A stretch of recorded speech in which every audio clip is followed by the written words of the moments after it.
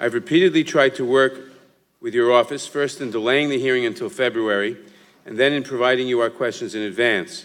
I did this because the executive branch's own rules governing assertion of privilege, which were issued by President Reagan and have been followed ever since, say that ultimately it is up to the president to decide whether or not he wants to assert executive privilege. You cannot repeat forever that the president might want to assert privilege. I've given you a fair opportunity to prepare for the hearing and to speak with the White House in advance so that we could avoid this fight in the first place, but you don't appear to have done any of that. The department's failure to do its due diligence here, to me, is deeply troubling. I do not believe that issuing a subpoena here would correct the problem, but I'm going to give you the opportunity to rectify the situation. After today's hearing, we will attempt to reach an accommodation with the department to obtain answers to these questions.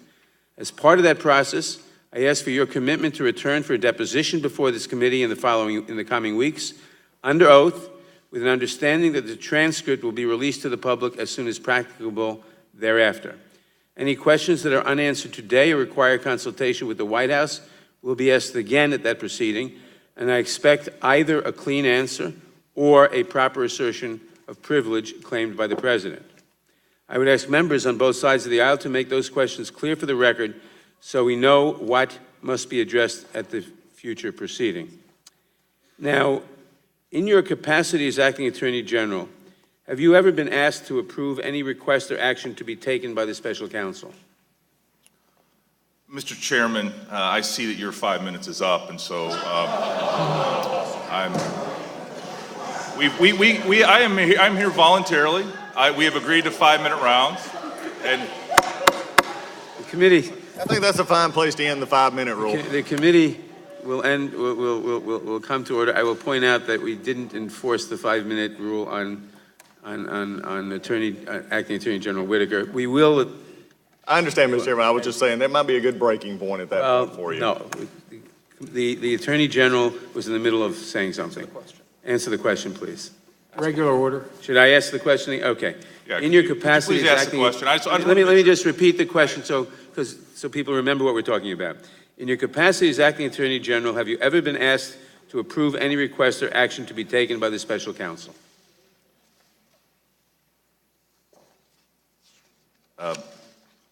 Mr. Chairman, I, as the Acting Attorney General, I am under the Special Counsel's rules. I am the person that is ultimately in charge of the investigation, and I have exercised that authority under the Special Counsel's regulations of the Department of Justice. So I assume the answer is yes. Regular order, Mr. Chairman.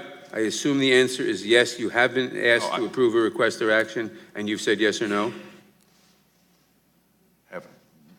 In other words, Mr. Chairman, I want to be very clear about what you're asking me. Are you asking me if I have asked the Special Counsel to do something? Regular order, Mr. Chairman. is this whole thing? Well, I'm asking if I think my words were clear enough. Have you ever been asked to approve any request or action to be taken by the Special Counsel?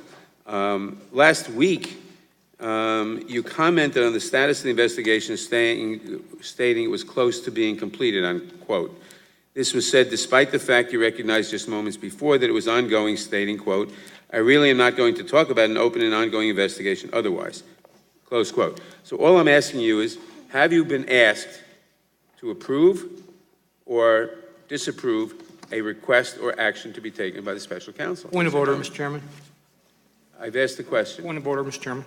Point of order is not in order until the question is answered. We're not operating under the 5-minute rule anymore then? Point of order, the witness will answer the question. I want to be very specific about this, Mr. Chairman, because I think it's going to allay a lot of fears that have existed among this committee, among the legislative branch largely, and maybe among some American people. We have followed the Special Counsel's regulations to a T.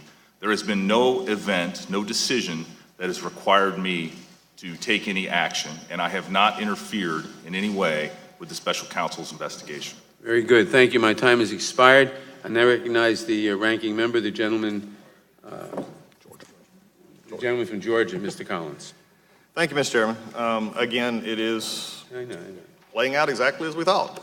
This is my colleagues across the aisle. When we had questions about the FBI's operation and investigations, it was, oh, stay away. We don't want to get close to Mueller. In fact, the chairman even said, you know, is it no longer okay to wait for Robert Mueller? Well, it's no longer right. They got you in front of them right now, so get ready. This is all this is going to be, DOJ oversight. And it is. I'm just going to say for a second, there is some things interesting here that you did point out in your opening statement that do need addressing. I think there's a lot of things, whether it be voting rights issues, whether it be civil rights issues and other things, and I get that. But I'm also going to deal with something that is directly under your oversight purview, Mr. Acting Attorney General, and we're going to talk about something I've written a letter about. And I believe that lying before this body or anybody is wrong, especially under oath, and that's not the issue, but the issue is tactics. And a question is, were you aware of Roger Stone's indictment before it became public? Congressman, that's as you know, an important question. It is also, Mr. Stone is part of an ongoing investigation, but I have, again, been briefed on the special counsel's investigation. That would have been that would have been considered a development that I would have been briefed on, and I was briefed on that.